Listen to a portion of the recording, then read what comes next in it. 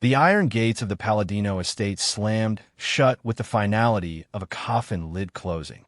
Jennifer Hawkins stood on the wrong side of those gates, 8 months pregnant, rain hammering down like divine punishment. Her hands clutched her swollen belly, protective, desperate. Behind the ornate bars, through sheets of Chicago rain, she could see Lucia Palladino's silhouette in the mansion's third-floor window. The old woman didn't move, didn't flinch, just watched. Jennifer's canvas sneakers were already soaked through. $23 in her apron pocket, 2 garbage bags containing everything she owned in this world, and a baby, Rudolph Palladino's baby, who had arrived too soon because of what had just happened. The slap still burned on her cheek where Lucia's diamond rings had caught skin. "You disgusting, conniving." The words echoed in Jennifer's mind, along with others. Words Lucia had swallowed, but Jennifer had heard in the silence. Words about her skin, her background, her audacity to believe love could cross the chasm between a Mississippi maid and a Mafia prince. Lightning split the sky. Thunder followed, the kind that rattles your bones. Jennifer started walking because what else could she do? Rudolph was a Miami handling business. The phone he'd given her, the lifeline to him, Marco had confiscated at the gate. Property of the Palladino family, he'd said without emotion. She made it 3 blocks before the first real contraction hit. Not Braxton Hicks. Not false labor. The real thing. Her water broke on the corner of State and Division, mixing with rain and running into the gutter like everything else Lucia Palladino had thrown away. Jennifer doubled over, garbage bags falling, and thought, this is how I die. This is how we both die. But Jennifer Hawkins had survived things that would have broken Lucia Palladino's pampered spirit. And she wasn't done surviving yet.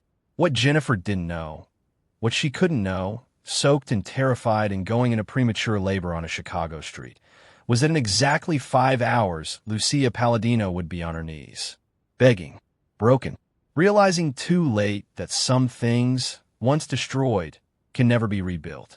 The question was, would Jennifer let her burn, or would she be merciful?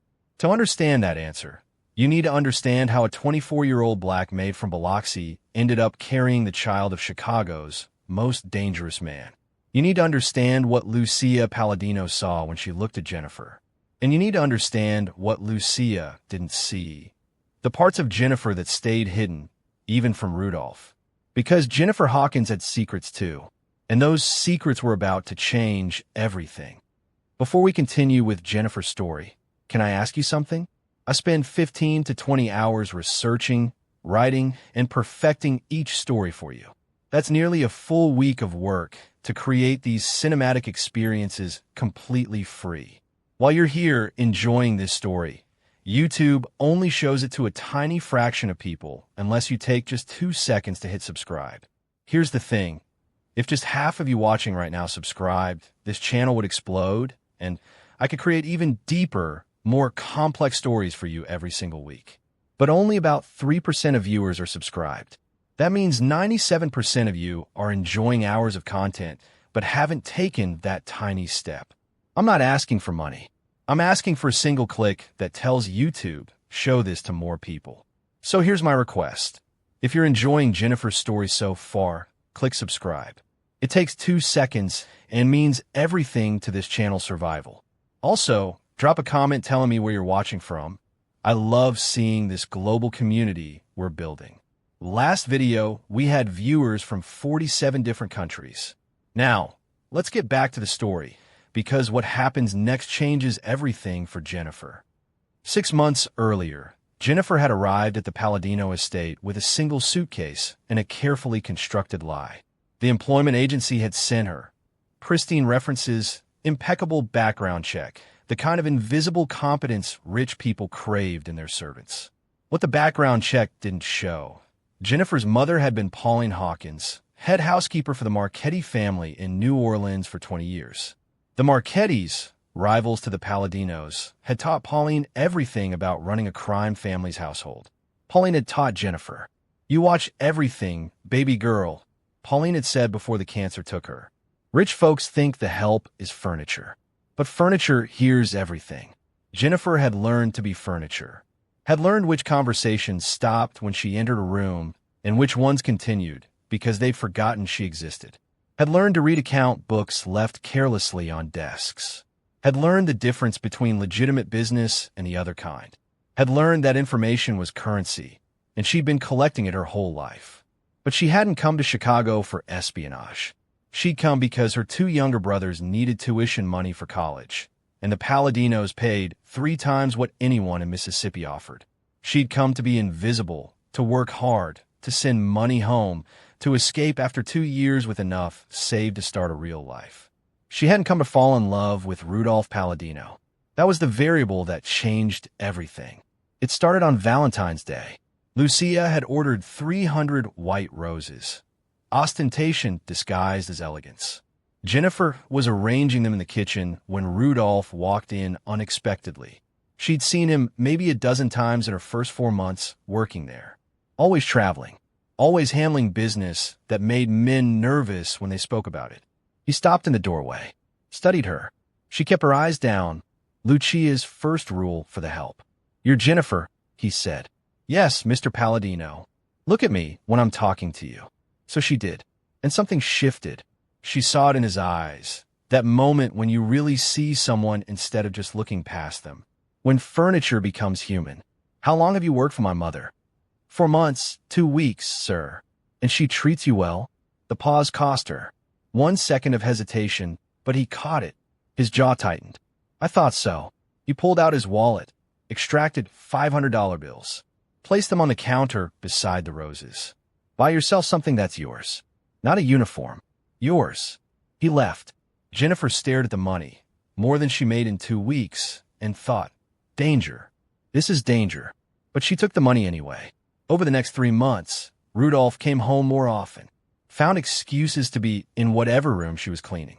They talked, really talked. He asked about her life, her dreams, the books she read in her room above the garage after Lucia released her at 11 each night. She told him edited truths about her mother's death, about her brothers in college, about wanting more than a life in service. She didn't tell him about her mother's real job, about the things Pauline had taught her, about the journal hidden in her mattress where she recorded everything she observed in the Palladino household. He told her things too, about the weight of inheriting his father's empire at 29, about Lucia's suffocating expectations and her list of 12 pre-approved women he was supposed to choose from, about wanting something real in a world built on fear and transaction. "Sometimes I think about walking away," he said one night in April. They were in the library. She was dusting. He was pretending to read. Leaving all of this. Being nobody. "You'd hate being nobody," Jennifer said. "Power isn't something you wear, Mr. Palladino. It's what you are." He looked at her then with something like wonder. "How does a maid from Mississippi understand that?" "Because my mother served people like you for 20 years and taught me to see the truth behind the performance," she thought. "Books," she said instead. "I read a lot of books." That night, he kissed her for the first time, surrounded by leather-bound volumes and the smell of lemon polish. And Jennifer made a choice. She could pull away, maintain the distance, stay safe. Or she could let herself fall. She fell. For 3 months, they conducted their relationship in shadows. Stolen moments in the garden. Late nights in his wing of the mansion when Lucia slept. He bought her a phone, their secret line of communication. She'd slip through the connecting hallways like a ghost, and he'd be waiting with that expression that made her feel like the only woman in the world. He made her feel seen, valued, loved, and Jennifer, who'd spent her whole life being invisible, couldn't resist that. But she kept secrets. The journal stayed hidden. The things she knew about Palladino business operations stayed locked behind her teeth. Because some part of her, the part her mother had trained, understood that knowledge was survival, even from someone you loved, especially from someone you loved. In July, she missed her period. By August, she was certain, pregnant with Rudolph Palladino's child, the child of crime boss, the grandchild of a woman who would rather die than see her bloodline mixed with that of the help. Jennifer had watched Lucia long enough to know exactly how the old woman would react, had heard her commentary about the appropriate families, had seen her dismiss servants who'd worked for decades with casual cruelty. had learned that Lucia Palladino's love was conditional, transactional, and absolutely unforgiving when it came to matters of status. But Rudolph was different. Rudolph would protect her. Rudolph loved her.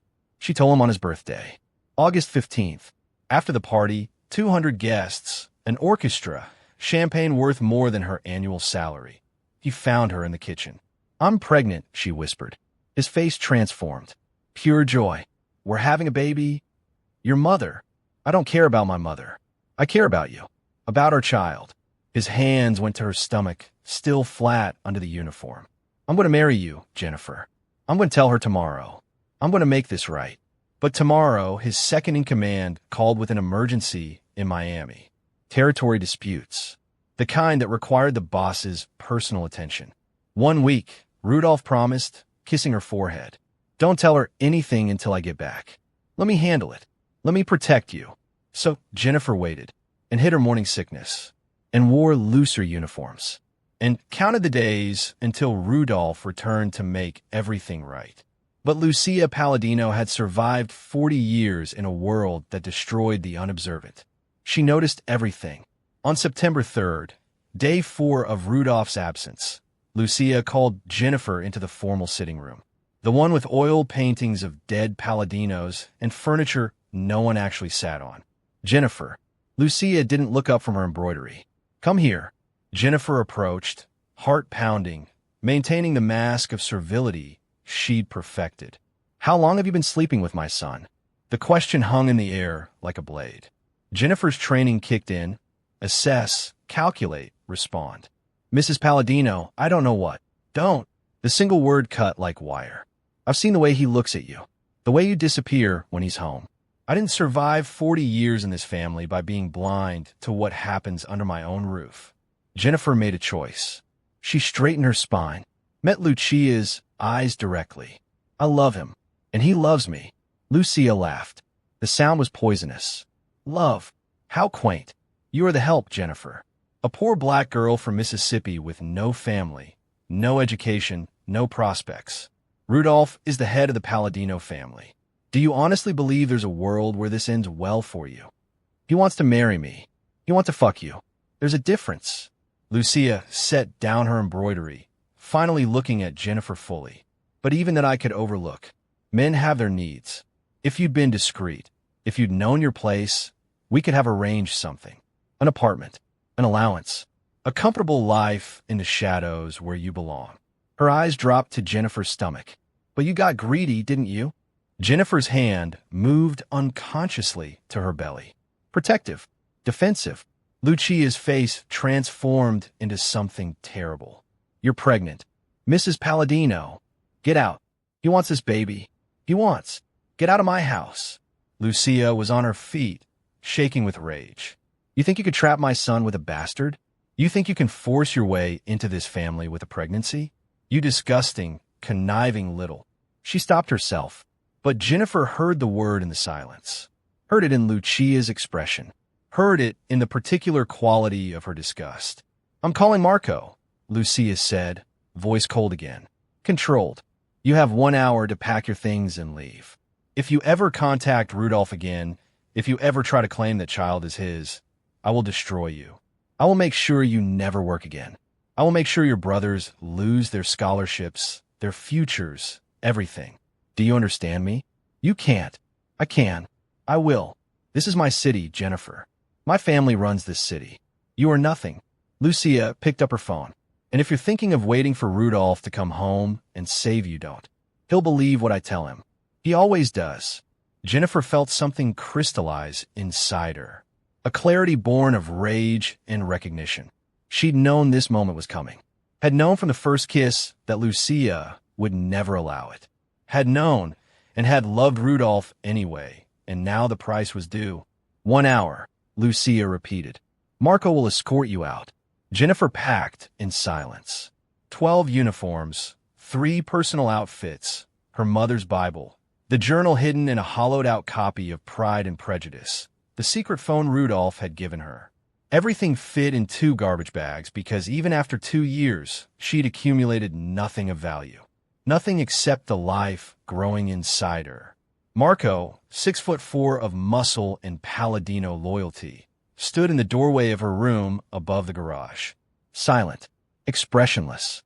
"Please," Jennifer said, "let me leave a note. Just a note for when he gets back.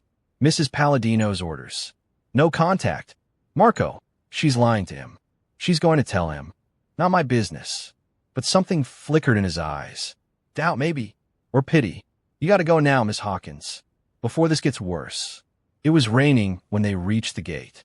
Not a gentle rain, a Chicago storm, violent and sudden. September had turned cold overnight. Jennifer pulled out the iPhone Rudolph had given her. "I need to." Marco plucked it from her hands. "Property of the Palladino family. But I need to call. You got a problem, find a payphone." He opened the gate. "Mrs. Palladino says you come back. You try to contact Mr. Palladino, there will be consequences. You understand?" Jennifer understood. She was being erased, discarded, thrown away like she'd never existed. She picked up her garbage bags and walked through the gate, heard it slam behind her with brutal finality, turned back once and saw Lucia in the window, watching, making sure she left. So Jennifer walked, soaked through in seconds. Canvas sneakers squelching, baby kicking like she knew something was wrong. 3 blocks. That's how far she made it before the contraction hit. Real, urgent, undeniable. Her water broke on the corner of State and Division, and Jennifer realized, this is it. This is how it ends. The Honda Civic pulled over. An older Latina woman leaned out the window. "Honey, are you okay?" "I'm in labor," Jennifer gasped. "I need..." The woman was already out of the car. "Rosa, call a 911. This girl's having a baby. Maria Gutierrez, nurse at Northwestern Memorial." She helped Jennifer into the back seat, grabbed the garbage bags, held her hand while her daughter Rosa gave the dispatcher their location. "You're going to be okay," Maria said, and Jennifer wanted to believe her. 8 months. Jennifer managed between contractions. 33 weeks. Maria swore in Spanish. "We're not making it to the hospital. My house is 2 blocks away. Can you hold on?" Jennifer didn't have a choice. Maria's house was warm and bright and smelled like cooking. Within minutes, Jennifer was on the couch. Maria was giving orders, and her son Carlos, an EMT, was setting up supplies while on the phone with 911. "Ambulance is 10 minutes out," Carlos said. "But this baby's not waiting," Maria finished. She looked at Jennifer, squeezed her hand. "I'm a labor and delivery nurse. I've done this 1,000 times. You and your baby are going to be fine, but I need you to trust me. Can you do that?" Jennifer nodded, because what else could she do? Her daughter was born at 11:47 p.m. on September 3rd. For pounds, 2 ounces. Premature, but screaming with life. When Maria placed her on Jennifer's chest, everything else fell away. Hope. She would aim her hope. The ambulance came. They went to Northwestern Memorial. Hope went to the NICU. Jennifer went to recovery. And Maria stayed until Jennifer fell asleep, exhausted and traumatized and grateful. "You're not alone anymore," Maria whispered before she left. "You hear me? You're not alone." When Jennifer woke up 6 hours later, there was a man sitting in the chair beside her bed. Rudolph. He looked destroyed, suit wrinkled, eyes red, face twisted with rage and anguish. Jennifer. Her name came out broken. What did she do? Jennifer started crying, all of it pouring out. The confrontation, the threats, being thrown out, going into labor on the street. "I know," Rudolph said, holding her. "Marco told me. He thought I knew. When I couldn't reach you on your phone," his voice cracked, "I took the first flight back. I've been calling every hospital for 3 hours. When they told me you'd given birth." He couldn't finish. "Hope," Jennifer whispered. I named her Hope. Something hardened in his expression. Something cold and final. "My mother did this. Put you at risk. Put our daughter at risk. There are consequences for that. Rudolph, she's your mother. She could have killed you both." He stood, started pacing. The Mafia boss emerging. "I've spent my whole life following her rules, being the son she demanded. But this is unforgivable. What are you going to do? Why should have done years ago? I'm taking full control of the family. She's maintained influence because I let her, because I thought I owed her respect." He looked at Jennifer. "But respect is earned. And she lost mine the moment she put her hands on you. They brought Jennifer to the NICU in a wheelchair. Hope was there, tiny and perfect in a clear bassinet. Rudolph made a sound between a laugh and a sob. She's so small. She'll catch up, Jennifer said. She's beautiful. She looks like you. She has your nose. Poor kid. They stood there watching their daughter breathe. And Jennifer felt something shift. Something like safety. I'm going to the house, Rudolph said finally. I'm going to deal with my mother. And then I'm coming back, and we're going to figure out the rest of our lives together. All three of us. He kissed Jennifer's forehead. I love you, Jennifer Hawkins.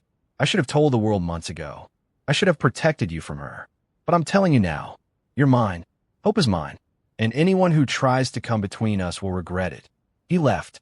Jennifer stayed with Hope, counting fingers and toes through the plastic, making promises.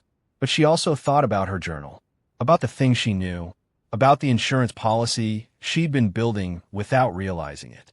Because Jennifer Hawkins had learned from Pauline. In a world of predators, information was the only weapon that mattered. And if Lucia came for her again, Jennifer wouldn't be defenseless. She'd be ready. Rudolph walked into the Palladino mansion at 8 a.m. on September 4th. Lucia was having breakfast in the sunroom. Poached eggs, wheat toast, fresh squeezed orange juice. Living her best life while her granddaughter fought to breathe in the NICU. Rudolph, she looked up, surprised. I thought you weren't back until Friday. If I'd known. Where is Jennifer? Lucia's face went neutral. Careful. The maid? I had to let her go. She became inappropriate. I was going to tell you. Try again. Excuse me. Tell me the truth, mother, or I walk out of this house and never come back. Lucia set down her fork. She was pregnant, Rudolph. Pregnant and trying to trap you. I did what I had to do to protect you. To protect this family. You threw her out in the rain. 8 months pregnant. She went into premature labor on the street. She gave birth in a stranger's house because you threw her away like garbage. Lucia paled. I didn't know she was that far along. You didn't care. You pulled out his phone, showed her a picture. Hope in her NICU bassinet hooked up to monitors. That's your granddaughter. For pounds, 2 ounces. Born premature because of you. Jennifer almost died. Hope almost died. And you're sitting here eating eggs. Rudolph, please. I'm done. His voice was ice. As of today, you no longer have any say in family business. Your credit cards are canceled. Your access to family accounts is revoked. You can stay in this house because I'm not you. I'm not cruel enough to throw you out. But you will have no contact with Jennifer or Hope. Ever. You can't. I can. I'm the head of this family. Dad left it to me. I've been letting you play queen because I thought I owed you. But that's over. He moved toward the door. And mother? If you ever come near my family again, if you ever threaten them, I won't handle it like a son. I'll handle it like a boss. Understand? Lucia understood. For the first time in her life, she had no power, no leverage, no control. She broke. Please. She's not right for you. She's not one of us. Your father would never have. My father married you when you were the daughter of a baker from Naples. You weren't one of us either. You just made everyone forget. He paused at the door. Jennifer has more class in her little finger than you've managed in 65 years of trying. I love her. I'm going to marry her. And you're going to live with that. He left her crying into her breakfast, alone in her mansion. When Rudolph returned to the hospital and told Jennifer what had happened, she didn't feel vindicated. She felt sad. For Lucia, who'd built her identity on status and lost everything. For Rudolph, who'd had to choose. For Hope, who'd never know her grandmother. But mostly, she felt grateful. Because they'd survived. 3 months later, Jennifer married Rudolph in a small ceremony at Maria Gutierrez's church. Hope was there, now a healthy 7 pounds. Maria and her family were there. A few of Rudolph's trusted associates were there. Lucia was not there. They bought a house in Oak Park, away from the mansion. Rudolph restructured the family business, moved toward legitimate operations. Slow but committed. Jennifer started college. Online at first, then part-time at DePaul. Criminal justice. She wanted to help people the system threw away. Maria became Hope's godmother. Her house became their second home. And Lucia lived in the mansion, alone except for staff who pitied her. She reached out once, 6 months after Hope's birth, sent a letter asking to meet her granddaughter. Rudolph returned it unopened with a note. When you're ready to apologize to Jennifer, not to me, we'll talk. The apology never came. A year after that terrible night in the rain, Jennifer sat in their backyard watching Rudolph push Hope on her swing set. She was laughing, curls bouncing, eyes bright. Maria came through the side gate with chocolate cake. "Happy anniversary." "It's not our anniversary," Jennifer said. "1 year since the night you came into my life. That's worth celebrating." She sat down, watched Hope swing. "You know, I almost didn't stop that night. I was tired. Rosa said we should mind our business, but something told me to pull over. I'm glad you listened. You saved yourself, though. I just drove the car. You're the one who survived." And she was right. Jennifer had survived, not because she was special or strong or destined for greatness. She survived because she refused to disappear, because she held on, because she chose hope when it would have been easier to choose despair. Lucia took everything that night. Job, home, security. She threw Jennifer away in the rain like she was nothing. But she couldn't take what mattered. Couldn't take her daughter. Couldn't take her dignity. Couldn't take her future. 5 hours after she slammed that gate, when Rudolph walked into the hospital room with love and fury in his eyes, Lucia lost everything instead. Her son, her granddaughter, her power, her purpose. Sometimes people who hurt you don't get punished by karma. They get punished by the natural consequences of their own cruelty. Lucia built a prison of pride, then locked herself inside. Jennifer hoped someday Lucia would find a way out. Hoped she'd choose love over legacy. But that was Lucia's choice to make. Jennifer's choice was simpler. Keep breathing. Keep fighting. Keep hoping. And here she was. Wife. Mother. Student. Survivor. Here she was. 2 years after Hope's birth, Jennifer graduated from DePaul with a degree in criminal justice. Top of her class. She'd been offered a position with a nonprofit defending wrongly accused individuals, using her understanding of how powerful families operated to help those the system crushed. At graduation, Rudolph sat in the audience with Hope on his lap. Maria and her family were there. Even some of the Palladino associates came, showing respect to their boss's wife. One person was conspicuously absent. But as Jennifer walked across the stage to receive her diploma, she saw something that made her pause. In the very back row, partially hidden behind a column, sat an older woman in dark sunglasses and a scarf. Lucia. She didn't approach, didn't speak, just watched. After the ceremony, Jennifer found a small package on the seat where Lucia had been sitting. Inside was a white gold bracelet, antique, beautiful, clearly expensive, and a note in elegant handwriting. "This was my mother's. She gave it to me when I graduated from finishing school in Naples. She told me it represented the strength of women who survive in a world that wants to break them. I was wrong about many things, but I was not wrong about your strength. Give this to Hope when she's old enough to understand what it means." El point B. Jennifer held the bracelet, feeling its weight. Not an apology, exactly, but an acknowledgement. A white flag from a woman too proud to wave it directly. She showed it to Rudolph that night. "What do you want to do?" he asked. Jennifer thought about it, about grudges and grace, about the kind of woman she wanted Hope to see when she looked at her mother. "I want to write her a letter," Jennifer said finally. "Not forgiveness, not yet, but acknowledgement. She's Hope's grandmother, and if she's willing to try, really try, maybe someday there's a path forward. You're more generous than I am." "No, I'm just tired of carrying anger. It's heavy, Rudolph, and I've got better things to carry now." She looked at Hope, sleeping in her crib. Like our daughter, like our future. The letter Jennifer wrote was honest. It outlined boundaries, expectations, and conditions. It acknowledged the harm, but left space for healing. It was firm, but not cruel. She mailed it the next day. 3 weeks later, a response came. Shorter than Jennifer's letter. Less eloquent, but genuine in a way Lucia's usual correspondence never was. "I would like to try, if you're willing to let me. I don't expect forgiveness, but I would like to meet my granddaughter. On your terms, whenever you're ready. I'm sorry for what I did. I'm sorry for what I am. I'm trying to be better. Lucia." It took another 6 months before Jennifer felt ready.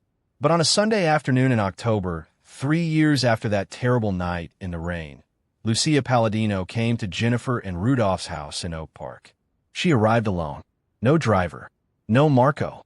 Just an older woman in a simple dress, carrying a wrapped present, looking smaller somehow, without her armor of status. Hope was 3 years old now, bright and curious and completely unaware of the history standing on her doorstep.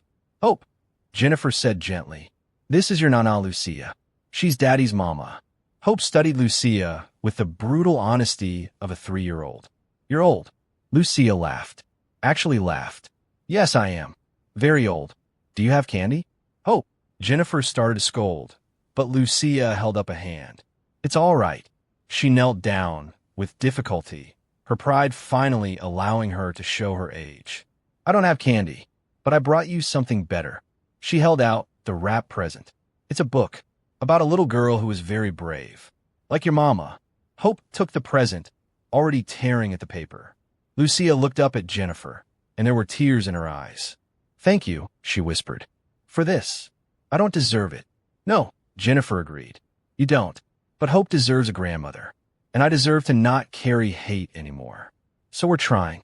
But Lucia, the moment you hurt her, the moment you make her feel less than because of who I am, you'll never see us again." "I know." Lucia stood, wiping her eyes. "I understand. And Jennifer, I am sorry. Truly, I was cruel because I was afraid. Afraid of change. Afraid of losing control. Afraid of admitting my son had found something real with someone I'd convinced myself was beneath us." She took a shaky breath. "You were right that day. About Rudolph. Power isn't something he wears. It's what he is. And you have that same power. I just couldn't see it because I was blinded by my own prejudice. It wasn't enough. It didn't erase the pain, but it was a start." Over the next year, Lucia became a tentative part of their lives. Sunday dinners, supervised at first. Birthday parties, gradually, carefully building trust that had been shattered. She would never be a warm grandmother, but she tried. She showed up. She listened. She learned. And sometimes that was enough. Jennifer continued her work with the nonprofit. She became known for taking impossible cases, defending people powerful families wanted to destroy.